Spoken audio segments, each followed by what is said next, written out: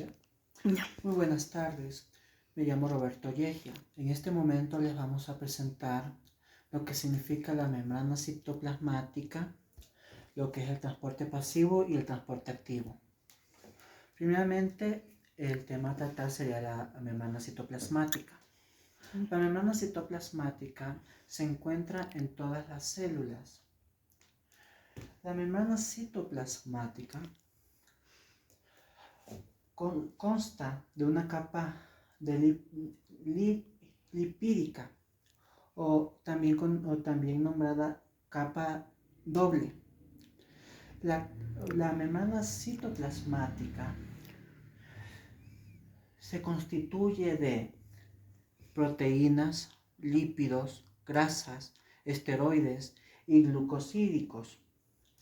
La membrana citoplasmática está constituida por fosfolípidos que se pueden presentar entre una copa o una cabeza, sería una cabeza hidrofílica que es soluble en agua y unas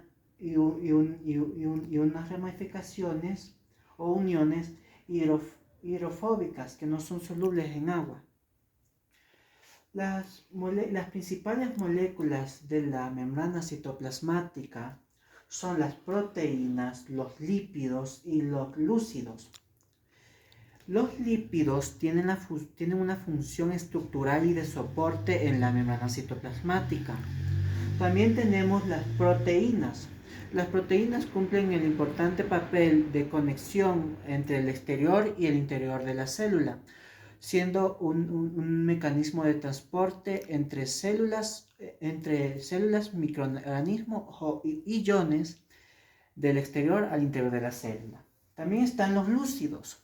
Los glúcidos cumplen con dos papeles importantes. El primero de ellos es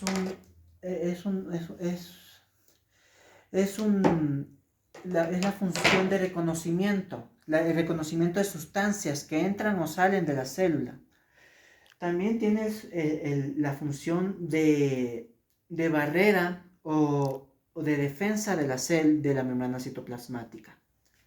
Ahora comencemos hablando sobre las funciones de la membrana citoplasmática. Entre las principales están la función de transporte, la función de sostén y de protección de la célula, la función de conector y modulador de la célula, y también tiene la función de reconocimiento de moléculas y posibles fusiones de la célula. También tiene una función de extracción de transmisión de señales mediante fijación selectiva o detección de entidades químicas. En la membrana citoplasmática se pueden encontrar diferentes tipos de proteínas. Entre las más importantes están las proteínas de canal. Aquí la vemos representada como un tubo que ayuda también al ingreso de proteínas. Aquí encontramos las proteínas periféricas, que se caracterizan por estar solo unidas a la célula en la parte exterior. Las proteínas integrales, que las proteínas integrales están constituidas igualmente por filamentos, pero con diferencia que aquí se pueden encontrar en el interior y en el exterior de la célula interconectadas. Aquí encontramos las células lobulares, que son una unión de 2 o 3 proteínas. También encontramos la célula alfa cítrico, que se caracteriza por tener una forma en espiral. Aquí, con eso concluimos la membrana citoplasmática. Ahora vamos a hablar sobre el tema del movimiento de agua y solutos. El movimiento de agua o soluto se puede clasificar en dos, pasivo y activo, y estos igualmente tienen su clasificación. Principalmente, vamos a empezar por el movimiento pasivo. El movimiento pasivo se caracteriza por no tener que depender de energía o no utilizar ATP, y también que la concentración va a favor de la gradiente. ¿Qué significa? Que va desde más soluto a menos soluto, o de una solución más concentrada a una solución menos concentrada. Aquí vemos un ejemplo que se define con el agua del colorante. Del colorante pasa a una solución hipotónica, y eso hace que el colorante se disperse por la solución. El transporte simple se clasifica en difusión simple, difusión facilitada y ósmosis. La difusión simple es una difusión que pasa a través de la membrana celular sin tener que depender ni utilizar energía ni ninguna ayuda de la membrana celular. Esta difusión se caracteriza también, como vamos a ver en las otras, a favor de la gradiente. Se caracteriza por ser específicamente utilizada para pasar pequeñas moléculas o a polares. Aquí vemos una imagen que un medio hipotónico pasa a un medio hipertónico. Aquí vemos la difusión facilitada. Igualmente esta función no necesita energía, pero sí necesita de una proteína que le ayuda a llevarse a cabo, como las proteínas de canal. Aquí igualmente en esta difusión vamos a encontrar que es a favor de la gradiente. Con esta participación de las proteínas de transporte, que así se denominan, se pueden dar los canales iónicos, permeasas y canales de agua. Aquí tenemos la ósmosis. La ósmosis es el transporte de agua. Es a una sustitución hipotónica o diluida a una solución hipotónica, es decir, A B. Recientemente se encontraron las células que facilitan la ósmosis y que son las acuaporinas. Las acuaporinas son de gran importancia, dado que estas son las que ayudan al transporte de líquidos o de sustancias sin la necesidad de agua.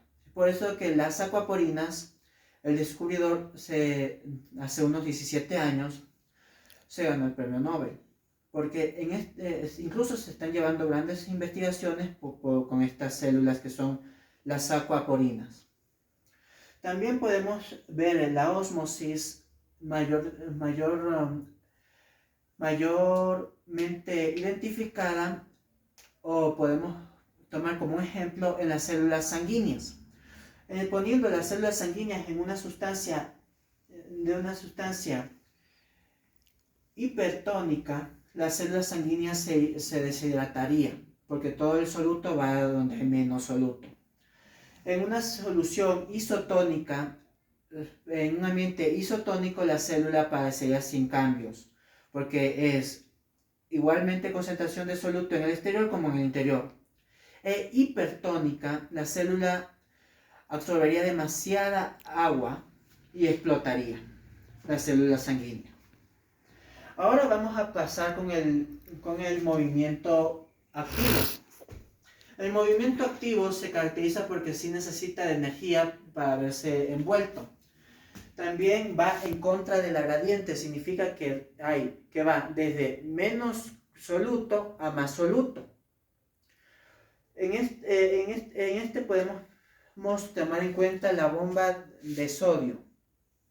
Aquí podemos ver la endocitosis. La endocitosis se caracteriza porque está dividida en tres fases, que es la fagocitosis, la pirocitosis y la endocitosis. Aquí podemos ver cómo se da a cabo. Aquí vemos que un medio hipotónico, la membrana coge una célula y la pasa a la célula. Y al interior de la célula, viéndose el medio que la célula pueda utilizar. Eso es en sí. Aquí vemos la hipinocitosis, que aquí se va viendo cómo va desechando, expulsando el compuesto. Aquí la endocitosis, podemos ver cómo se va absorbiendo, atrapando las moléculas y pudiéndolas viendo, haciendo el proceso viable. En todo caso, con eso concluimos la membrana citoplasmática, sus componentes, sus principales moléculas y sus funciones, también la función de esta misma y sus tipos de proteínas. También vimos el movimiento de agua o de solutos entre la forma entre el transporte pasivo, que se caracteriza en función simple, fusión facilitada y ósmosis. Aquí vemos el transporte activo, que se caracteriza por necesitar moléculas de energía o ATP. 15 minutos.